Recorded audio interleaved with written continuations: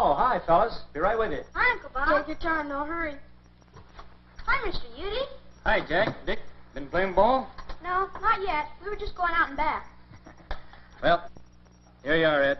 As good as new. Well, thanks, Bob. How much do I owe you? Oh, $2 ought to do it.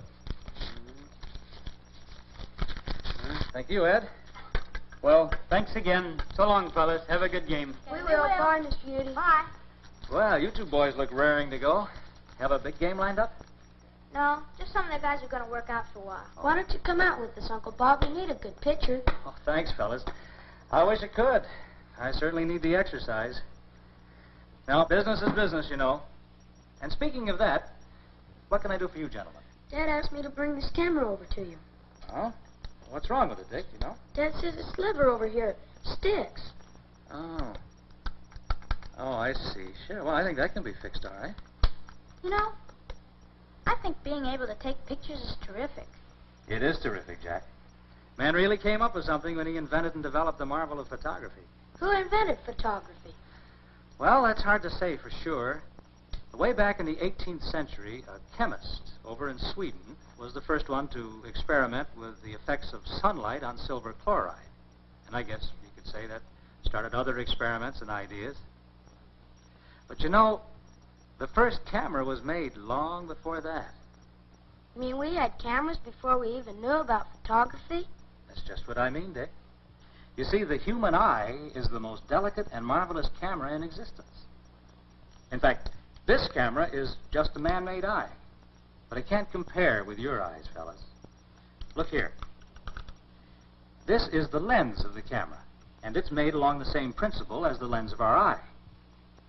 Now, if we focus a camera on an object, and then we change the distance between the camera and that object, the image becomes blurred, and we have to focus the camera all over again.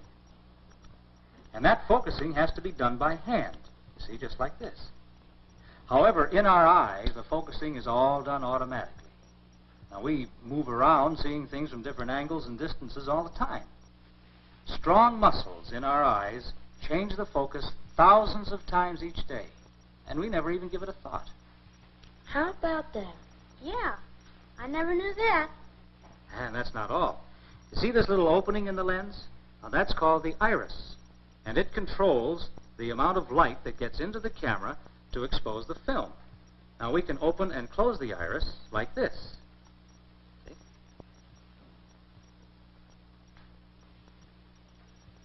Now, the camera's iris gets its name from the iris of our eye. The eye's iris automatically opens and closes to adjust for different amounts of light.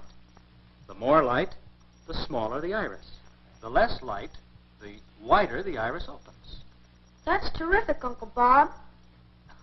Our eyes are amazing little instruments. But you know, they're only one part of the wondrous body that God has given us. This house we live in is made up of many remarkable things. Come on in here a minute.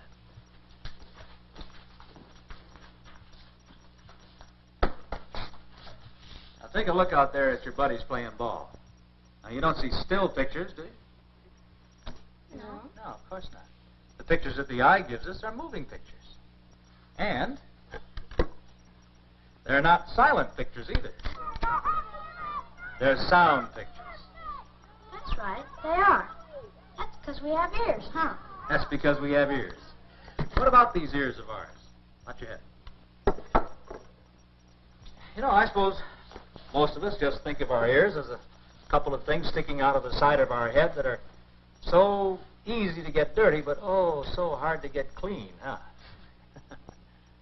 Actually, the human ear is one of the most efficient sound detectors known. A very delicate and sensitive instrument that operates in a remarkable way. Think of how a piano sounds when it's played.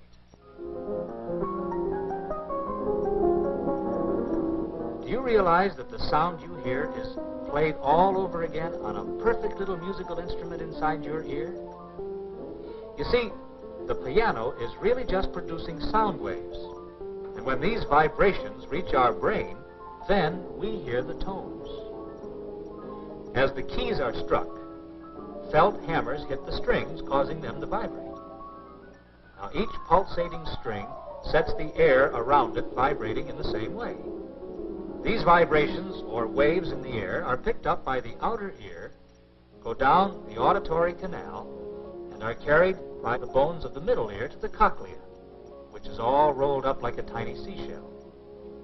If the cochlea could be stretched out, we would discover an instrument very much like the piano, except that it is much more wonderful, for the cochlea has more than 24,000 strings.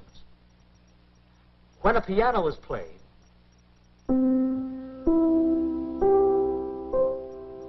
the ear's remarkable keyboard plays the same tones and sends signals along the nerves to the brain where we perceive it as sound. Of course, the outer ear operates in air, but the cochlea is filled with a liquid. And transferring sound waves from air to a liquid is one of the most difficult problems known to science. But in the ear, this problem is beautifully solved by the precise design of the middle ear with its two diaphragms of just the right size and three connecting bones that provide the exact leverage required. These tiny bones, called the ossicles, are just right to do the job that enables us to hear properly. But the real wonder of these little bones is the fact that their size never changes from the time you were born. The ossicles of an adult and a child are just alike. As you grow and develop, every bone in your body grows and develops. Every one except your ossicles. They are fully developed at birth. Now, can this be just an accident? No, I don't think so. You know, Uncle Bob, I never really knew how wonderful my eyes and ears are. Not only our eyes and ears, fellas, but also the other parts of our body, too. The hand. As a tool that man can never duplicate for usefulness. The whole man has made mechanical hands that can perform such tasks as pouring a cup of coffee. You see, these machines are used to handle hot radioactive material that man can't get near. But that artificial hand can't thread a needle, or perform a life-saving operation, or paint a picture. Did you know our body has a chemical plant, and it's far better than any that man has ever built? The body's chemical plant changes the food we eat into living tissues. It causes the growth of flesh and blood and bones and teeth. Why, it even repairs the body when parts are damaged by accident or disease. The food that we eat is changed into power for work and play. As this fuel is burned in the body's living furnace, energy is set free to drive our body machine. And the same remarkable furnace helps to keep us warm in winter. Why, even in freezing weather, our bodies will sometimes actually overheat. And when this occurs, the body's own cooling system takes over. Drops of perspiration pour from millions of tiny sweat glands in our skin. And with the help of this perspiration, the body's cooling system can keep our temperatures from rising for a limited time, even in heat that will fry a steak. And don't forget our heart. Our very life depends on the proper working of this amazing little instrument.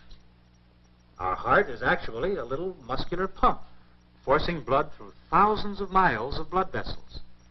Blood that carries food and oxygen to every part of our body. The heart pumps an average of 12 pints of blood every minute, and in one day pumps enough blood to fill a gasoline truck to overflowing. During your lifetime, your heart will pump enough blood to fill a string of tank cars 50 miles long. And just think, fellas, if you live to be 65 years old, your heart will have beaten 2.5 thousand million times, and without one single shutdown for repairs. Yes, we've been given a wonderful body machine, which is made of many separate parts. In addition to those we've mentioned, think of our wonderful bone structure, the way in which our body manufactures its own lubricating fluid so our joints can move without squeaking. Then there's our voice box and our vocal cords, which enable us to speak. Our lungs and our blood cells, our nervous system. And, of course, there's our brain, which in itself is almost beyond our ability to understand. guess God went to a lot of trouble just to make our bodies so perfect. Yes, the way we are made does show his great wisdom and power. And we have a responsibility to take good care of these houses we live in. We should keep ourselves clean, not only from the ordinary kind of dirt that we all get on our hands and faces, but also from the kind that will spoil our hearts and minds. We should eat and drink only those things that are good for us. And we should try to keep ourselves well and strong by getting plenty of fresh air and good, clean exercise. You mean like playing ball? I mean like playing ball. You better scoot on out there and get that practice started. Okay, Uncle Bob, and thanks. So long, Uncle Bob. Still wish you could come. So long, fellas.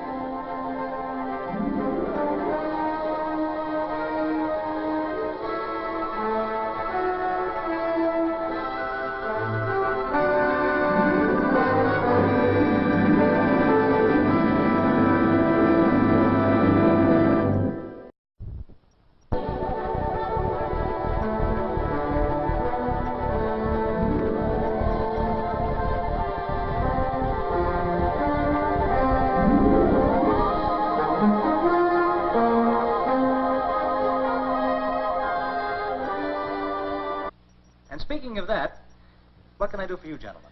Dad asked me to bring this camera over to you. Oh?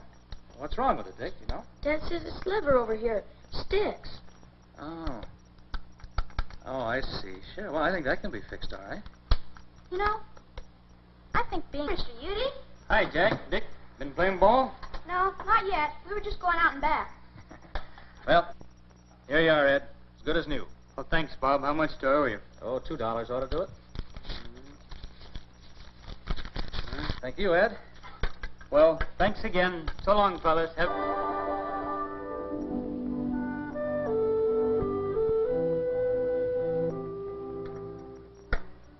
Plug it in first so that it works. Oh, hi, fellas. Be right with you. Hi, Uncle Bob. Take your time. No hurry. Have a good game. We will. Bye, Mr. Udy. Bye. Well, you two boys look raring to go. Have a big game lined up? No, just some of the guys are going to work out for a while. Why don't you come out with us, Uncle Bob? We need a good pitcher. Oh, thanks, fellas. I wish I could. I certainly need the exercise.